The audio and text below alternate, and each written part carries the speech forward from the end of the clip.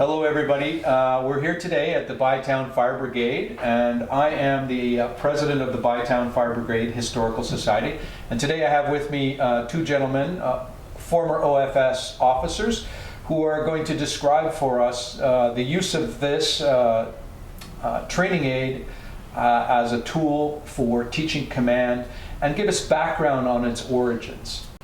Gentlemen, can you give us a short bio on your history within the Ottawa Fire Service, your career, if you will, the rank you retired in, and what you're doing now? I'll start with you, Bob. Yes, well, joined the Ottawa Fire Service in 1978, September of. Retired in 2012. 34 years of service, finished up as a district chief with the City of Ottawa, and then took a chief's job in Merrickville for 5 years, and was the fire chief of a small volunteer department for 5 years as my retirement project. Well, welcome, Bob. Thank you so much.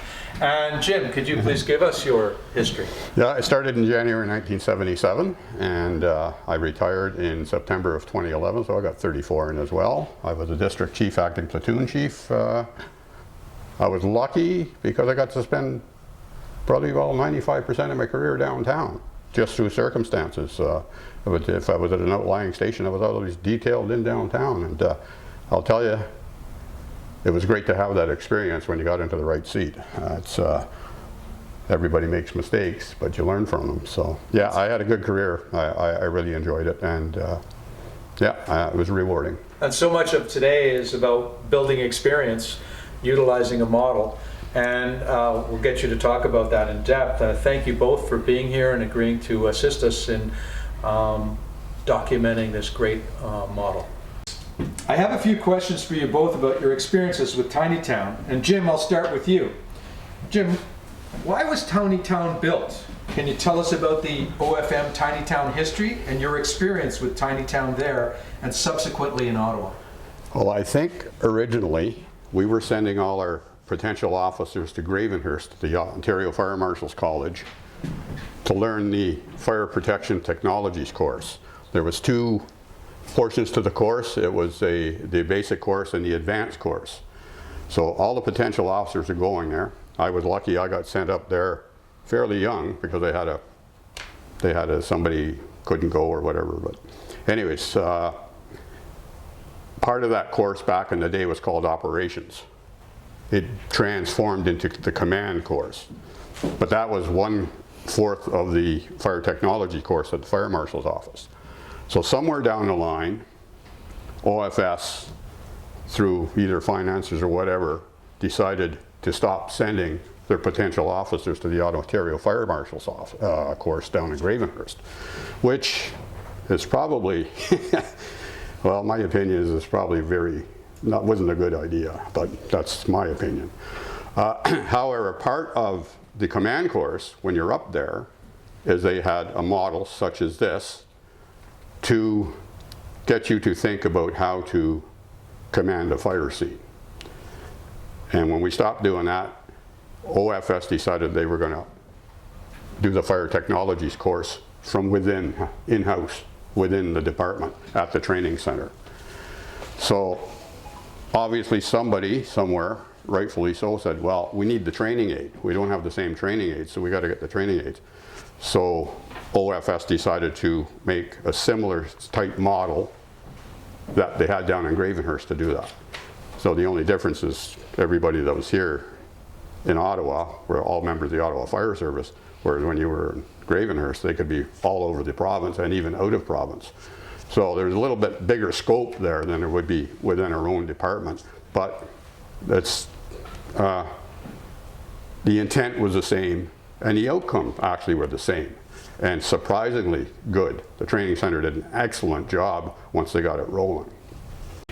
Bob, how was Tiny Town used in practice from your experience? Please describe a scenario in terms of setup and the practice.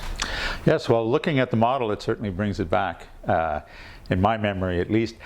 Unfortunately, our first scenario with Tiny Town was a little kind of large scale. It was a hazmat incident on the 417 where it crossed over Rochester, a tanker on its side. And our command structure wasn't such that we felt a great deal of confidence. And they did manage to create a great deal of tension with the model, with the camera work. Also, you did experience real time in that when you called in rigs, they didn't suddenly appear. So instead of having the activity and the adrenaline of an actual incident, you stood and looked at a camera waiting the 3 or 4 minutes for help to arrive. And it really did. If there's one thing that we all learned participating in the exercise, it was call help right away, because it's a long time coming, especially when you're sitting there waiting. But the exercise, the communication structure, it's like any video game. Any kid will tell you when you start a video game, your first few tries at it, you're just learning the structure. And unfortunately, a large command class, we didn't all have a chance to do multiple tries at the structure of it, but there were certainly advantages and certainly a lot to be learned from the model. Learning how to use the model itself would have been a little better if we'd had the instruction early on. But again, the number of people, the size of the model, and time available, it certainly did have an impact, I would say. Bob, can you just describe, give us an example of how this would have been set up and how you would have interacted with it? Well, imagine your camera set up, so you're looking at a small screen. We had monitors to stare at the monitors, and in this particular example, I'll use the church as an example, you would have a certain color of smoke coming out of the church, early evidence of a fire, perhaps in some area of the church. Your actions would determine what happened next. You're calling in extra rigs, you're calling for help, assistance, other agencies perhaps, and as the time clicks away, the proctors are transmitting your requests, your messages to the communications team. Things are happening on the scene. Again, as I mentioned before, it takes forever. It seems to take forever for rigs to arrive, which is the case in real life as well. Meanwhile, they're busy adding extra wool to the situation, and it's amazing how much tension can be generated on a small screen when you're directing it and you realize you're losing. And again, they would add more wool to this incident. Pretty soon the whole thing's covered in wool. You've lost the church. When you finally do make some headway with the extinguishment, you would get the white smoke coming off it and you would have the white wool. But no, they managed to create a great deal of tension and excitement for the individual who was being tested. So remember, this wasn't a team sport either. You were on the spot. So no, it was an interesting model at the time, and arriving as it did right at shortly before video games. This was an early precursor to a video game. Jim, you related in your earlier response how important it was to have discussions amongst the learners. Can you describe those discussions on fire problems, debates you might have had on best practice that led to developing your learning and that of others on the course? Yeah. Well, first of all, like I said, I started young at this, so I had a good knowledge of Gravenhurst by the time this came around.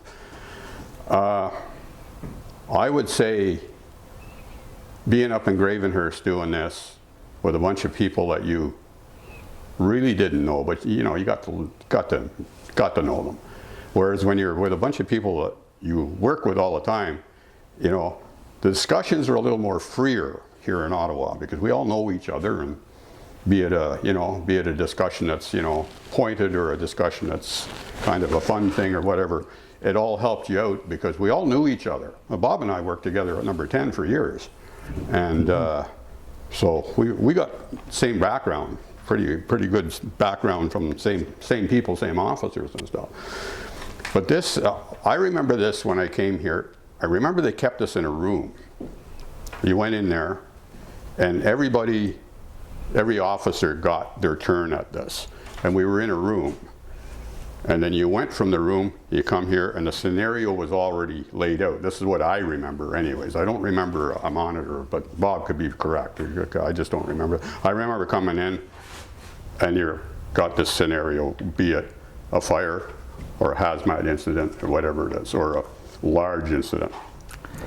So you would come in, and then you had the timeline. Like Bob alluded to, is that there was a timeline. So you show up on scene like a district chief would. And in the day we had an aide, like a driver, and then the drivers left.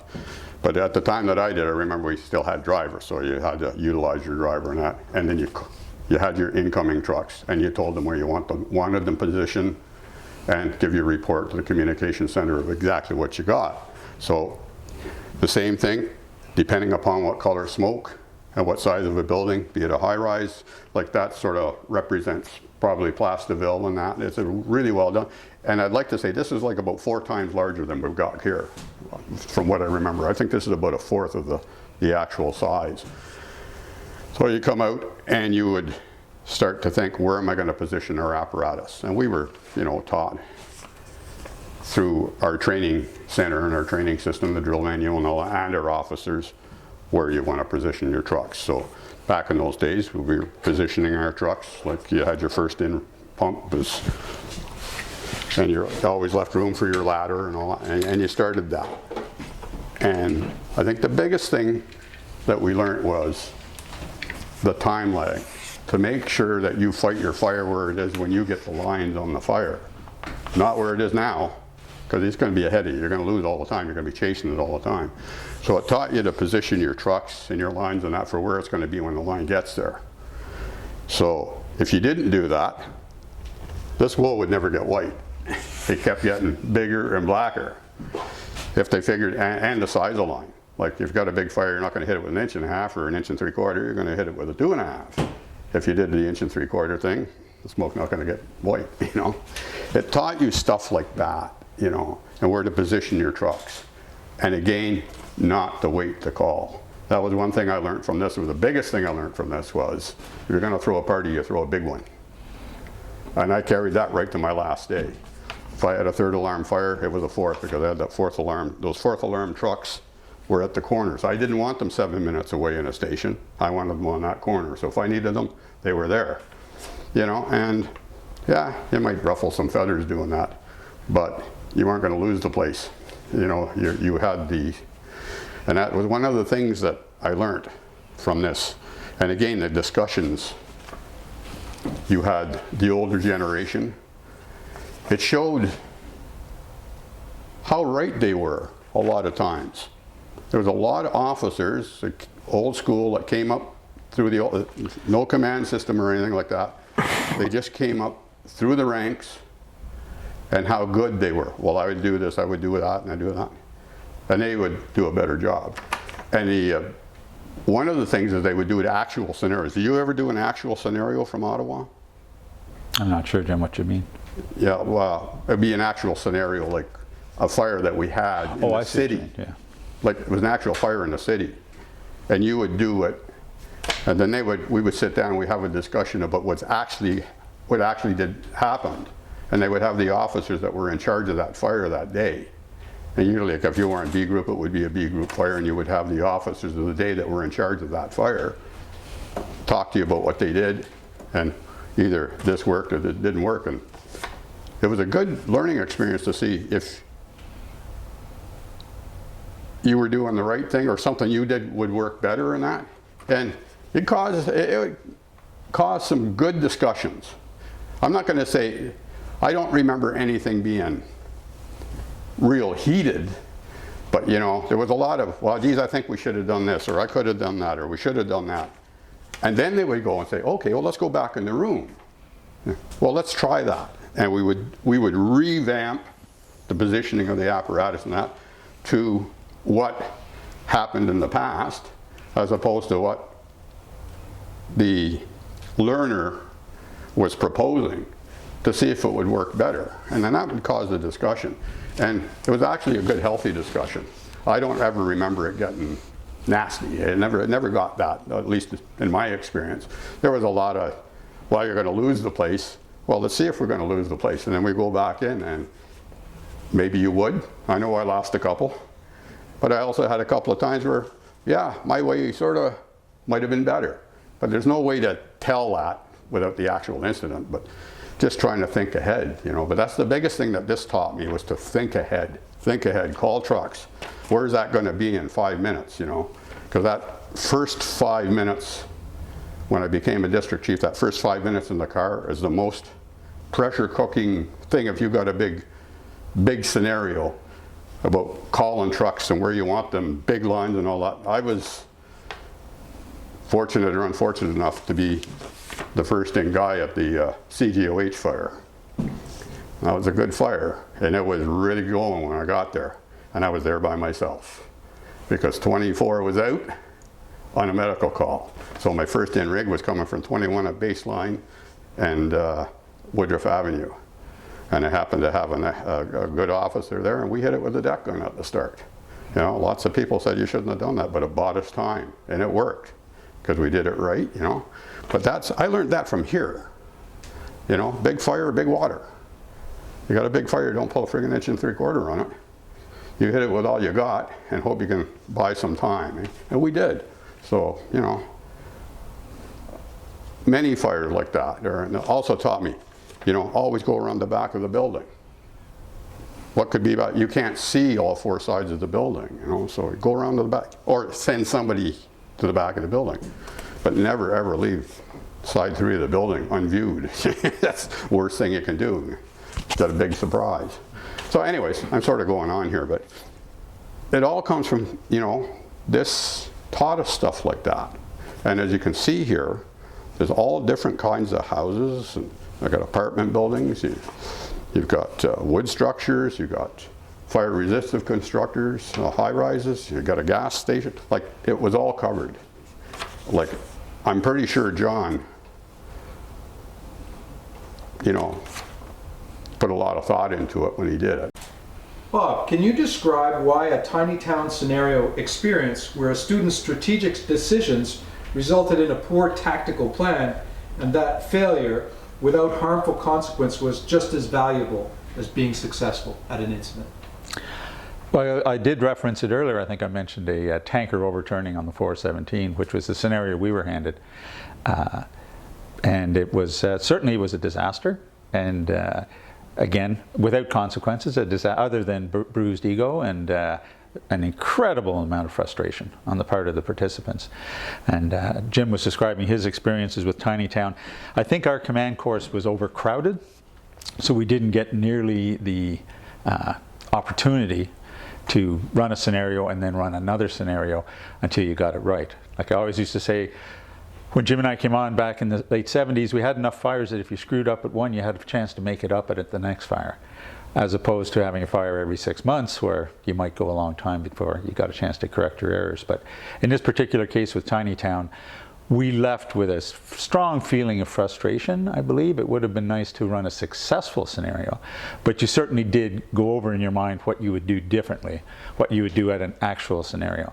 And as I mentioned before, and Jim reiterated it, calling as many rigs as you can as early as you can, because that lag time waiting, or I should say, call as many rigs as you think you will need and call them early. Don't think about calling them later. That was one of the primary lessons that we dragged away from the command experience with Tiny Town. Jim, did your experience with Tiny Town lead to changes in the way you approached an emergency? Oh, definitely, definitely. I think it showed you what could go wrong and how fast it could go wrong. Showed you how long it took for the trucks to get there, extra trucks. I mean, the communication center always had a good cover-off plan, but having the trucks, like I said, 4 to 7 minutes away, that's a lifetime if something's going on, especially if you have a life hazard injury, life hazard. That's 7 minutes, that's critical time, that's critical time, so get lots going, you know. In the old days, I'm not going to say it was wrong, but there was a lot of pride in the crews in the old days, and the chief had a hard time calling for help because he was proud of his stations and his crews and stuff like that. And they, in the day, felt that calling for help was a mark of failure or a mark of weakness. But after the crews, one good thing about the command system showed you that, you know, a beat-up crew is not going to fight a fire. You're going to lose the place because they're done. They got no, you know, the days of going through 7 and 8 cylinders. I mean, that was crazy. Whereas you're bringing in more trucks than that. You got fresh crews. Now, I will say one thing that I learned from that. is you had to maintain a continuity of attack. So if you're pulling crews out all the time, you got to make sure that that crew going in knows what they're going into, where the first attack crew, what they have done and what they've accomplished to keep that attack going. Whereas I saw sometimes that, you know, you would pull a crew out and the next crew coming in, they're going in dry because they weren't in there, so they don't know what the previous crew done a hell of a lot of work. But if they didn't go to continue that attack, so it was important to get those crews to talk to each other or inside, or, you know. But this all bore that, you know, like I remember them saying that. I'm trying to think of who it was. It might have been Bob Smith, actually. He was a training officer, saying, well, you're losing the place because you didn't have your crews talk to each other. They don't know what where they're going. They don't know what room they're going to or whatever. Yeah, good point. So just a little thing like that, but it can make a big difference in the outcome of the fire, you know. So that was all little things that you put back here, you know, in a chalk mark, because when you get into the position where you're running things in this real-time scenario, and the timeline is so condensed, it's so condensed, you know, and it's, you gotta have all your ducks in a row, no matter what. And even if the butterflies are, you gotta be calm, you gotta think it out, you gotta keep your ducks in a row. There's nothing worse than a incident commander that's nervous. Well, maybe nervous is the wrong word. We'll just say frustrated. Because if you carry that on the radio or in person to your troops, you're just going to make them frustrated. So you got to try and maintain that. That, again, something that was learned by. We had some good officers there. Keith Summers, Rug Summers, he was a captain. He was always calm. Didn't matter what was in the face of him, you know. So the rest of us never got upset because he was never upset. I can think of other officers that tended to get upset, and then we'd all get upset because he was upset. So, you know, again, this is sort of stuff that was brought out in the discussions that I remember, you know, and the placement of the apparatus, the size of the building, you know, making sure you cover the side 3. Back in those days, there was no side 3, it was the back of the building. And that's the other thing. This came out before the incident command system that we all ended up following, Alan Brunacini's system. And I'll let Bob touch on it more because he seemed to have a little bit more familiarity with the different systems. I remember the two. I remember our old way of doing it, and I remember the Brunacini system coming in. I don't remember a lot about the in-between myself personally. It's just, I sort of remember this side, and it came in, and then we and there was lively discussions on the merits of both sides, you know, which everybody had their points, and they had valid points on both sides, you know. I mean, you can't just throw tried and true for something really new, but they can complement each other, and it's to get that balance, you know. Bob, command was historically reliant on pre-designation of tactical positions with known actions to advance the overall objectives of the commander.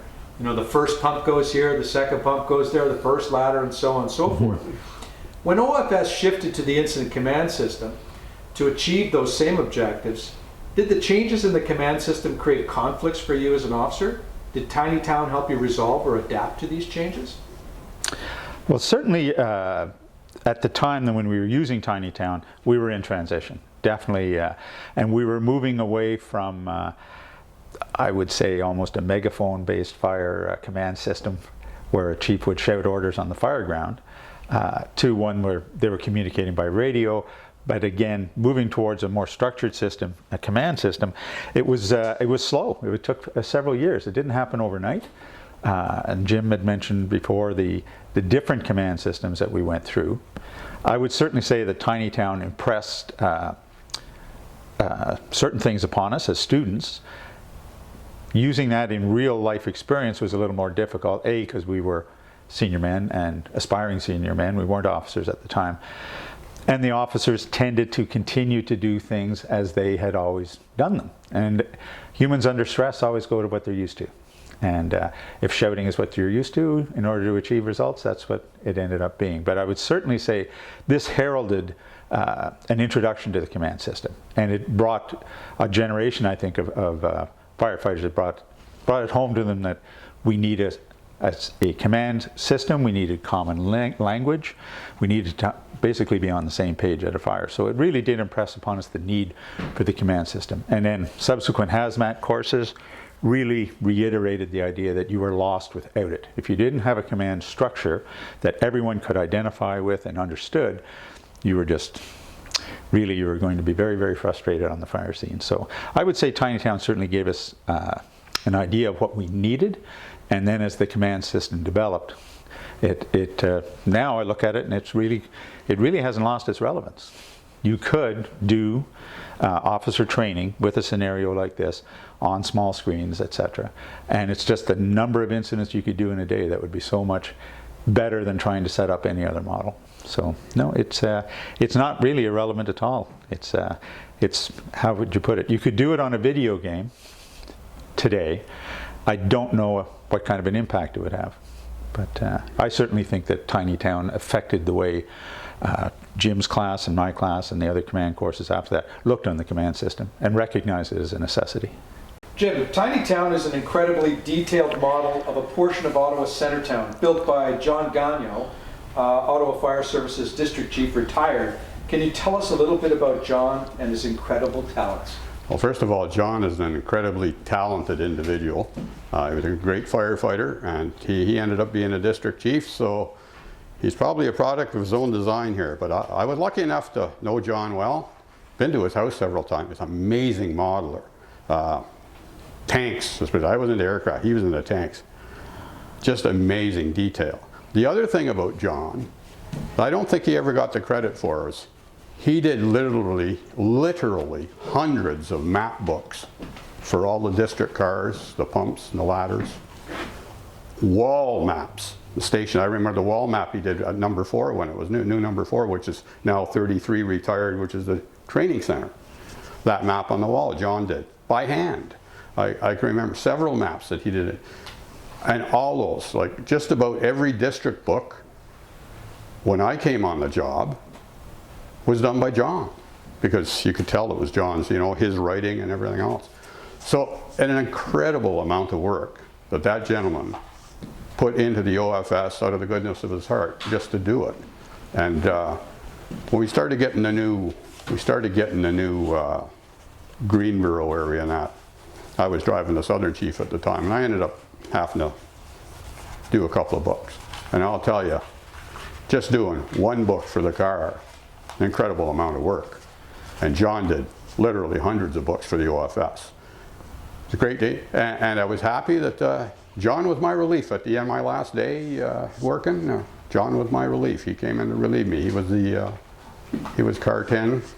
Station 11 in September of 2011, and he was my man. And we used to talk all the time, about different things and catch up. He ended up on A platoon. I was on B, or on C, sorry. And but it was nice to. I didn't get the chance to work with John a lot because he was usually in a different district. But the odd fire than that. But we always had good conversations, and I ran into him on the job. He used to live out my way there. We just always had a good conversation. Very, very nice gentleman, very good firefighter, amazingly talented modeler. Jim, aside from John's great model making skills, which are in evidence here with Tiny Town, he did, as you point out, our map books.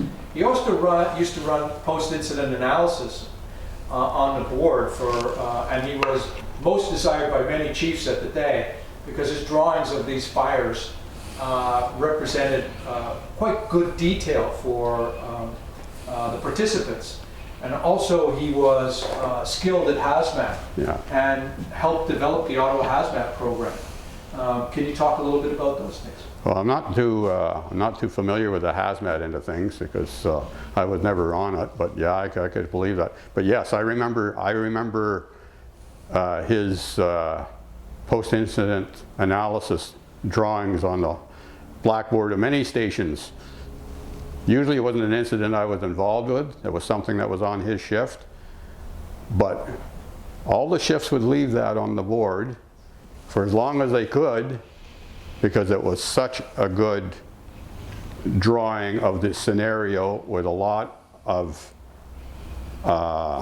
inference to what actually happened, you know, and he would have little anecdotes in there, like in a drawing, like a drawing anecdote of, you know, something that might have happened. They had a frozen line, like we were talking about before, or something like that. Just little things that to prompt the post-incident analysis. And I'm sure that they had excellent ones, but yeah, I remember seeing many of his drawings. They'd come in and say, "Oh, John must have had an incident or something like that," because there'd be this big, and it'd be the whole blackboard too. It'll be the whole side, like some of the stations had huge blackboards, and he would, right from corner to corner, top to bottom, he'd have it filled in, and just brilliant artist, you know. He was a brilliant artist, and that artist helped many of us on the opposite shift to learn from his experiences. Yeah. And we owe a great debt of gratitude for John, not only for Tiny Town, but for the other aspects of his contribution to Ottawa Fire. Anybody ever read a map book owes it to John, because he put hours into those things. And yeah, very talented individual. I was honored to be able to work with him. So just adding on to what Jim had mentioned about John's involvement with hazmat, John became not only a nationally recognized figure in hazmat, but an internationally recognized figure. He attended scenarios in England, I believe. He was at a conference in England. I believe he attended a CBRN live exercise in Russia as well. So John traveled around, certainly across the country, Vancouver, etc., and he was the driver of the Ottawa Fire Department hazmat program, and certainly learned a lot from John. And he, like anything he did, John did it with his whole heart. Gentlemen, thank you for providing a great overview of this tremendous model. You've really informed our viewers on how this was used, why it was used, where it got used, and ultimately created, if you will, an understanding of the progression of our training in the Ottawa Fire Service and where it's heading towards in the future.